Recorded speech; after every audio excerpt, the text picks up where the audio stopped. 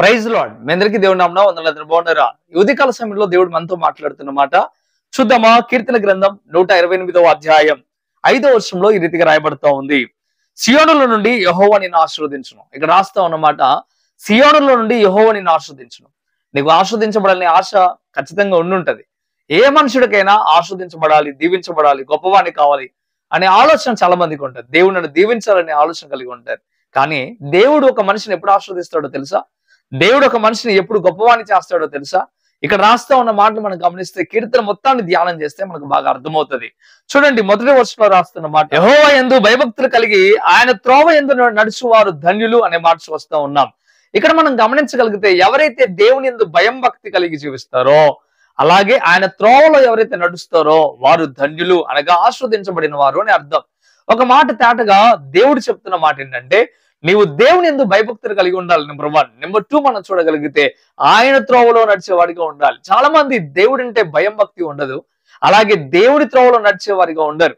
కానీ దేవుడు అంటున్నాడు, ఎవరైతే నా యందు భయం భక్తి కలిగి ఉంటారో వారిని నేను ఆస్వాదిస్తాను. యోబుని మీరు చూడండి, ఆయన దేవుని యందు భయం భక్తి కలిగి ఉన్నాడు గనక ఆశీర్వదించాడు. దావీదును మీరు గమనించండి, దేవుని యందు భయం భక్తి కలిగి ఉన్నాడు గనక దావీదును దేవుడు ఎంతగానో గొప్పవాణ్ణి చేశాడు. ప్రియమైన బిడ్డలారా, ప్రభువునందు ఎవరైతే భయం భక్తి కలిగి ఉన్నారో వారందరూ దీవించబడినట్లుగా మనం బైబిల్లో మనం చూస్తాం. అదే రీతిగా ఆయన త్రోవలో ఎవరైతే నడుస్తారో, సొంత త్రోవలో కాకుండా, ఏదో మనకి ఇష్టం వచ్చిన త్రోవలో కాకుండా, దేవుని త్రోవలో, అంటే దేవుని త్రోవలో నడవడం అంటే దేవుడు ఏ మాటలైతే చెప్తున్నాడో ఆ మాటలను అనుసరించి నడిచేవాడు అప్పుడు మాత్రమే ధన్యుడవుతాడు, అప్పుడు మాత్రమే దీవించబడిన వాడు అవుతాడు.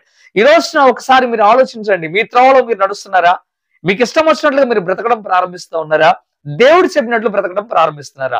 ఎప్పుడైతే దేవుడు చెప్పినట్లు మనం బ్రతకడం ప్రారంభిస్తామో అప్పుడు మనం ఆస్వాదించబడతాం. అందుకే తేటగా దేవుడు చెప్తా ఉన్నాడు. అందుకే అంటున్నాడు, ఆయన యందు భయం భక్తి కలిగి ఆయన త్రోవలో యందు నడుచువారు ధన్యులు అని చెప్పడం ప్రారంభిస్తున్నాడు. కిందకు వచ్చేసరికి నిశ్చయముగా నీ చేతుల కష్టాన్ని అనుభవిస్తాం. ఎలాగ ఆస్వాదించబడతారో చెప్పడం ప్రారంభిస్తూ ఉన్నాడు. నిశ్చితంగా నీ చేతుల కష్టాన్ని అనుభవిస్తావు, నీవు ధన్యుడవవుతావు, నీకు మేలు కలుగుతుంది. నీ లోగిట నీ భార్య ద్రాక్ష తీగ వలె ఉంటది, నీ పిల్లలు ఒలివ మొక్కల వలె ఉంటారు అని చెప్పడం ప్రారంభిస్తూ ఉన్నాడు.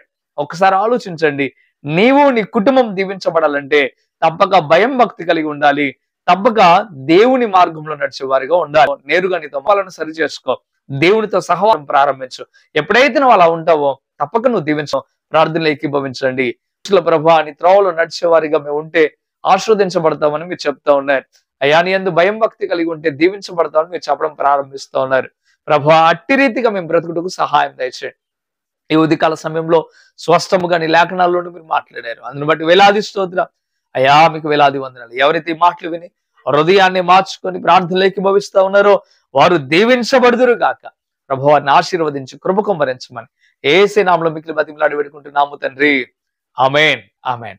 మంచిది. ప్రియమైన బిడ్డలారా, ఈ మాటల ద్వారా మీరు బలపరచబడినట్లయితే తప్పక వీడియోని లైక్ చేయండి, అనేక మందికి షేర్ చేయండి. మీరు షేర్ చేయడం ద్వారా మీరు అనేకులకు సువార్త ప్రకటించిన వారు అవుతారు, అనేకులను మీరు బలపరిచిన వారు అవుతారు. ప్రభు మిమ్మలను, మీ కుటుంబాన్ని దేవుడు దీవించి ఆశీర్వదించును గాక. ఆమేన్. God bless you. Praise lord.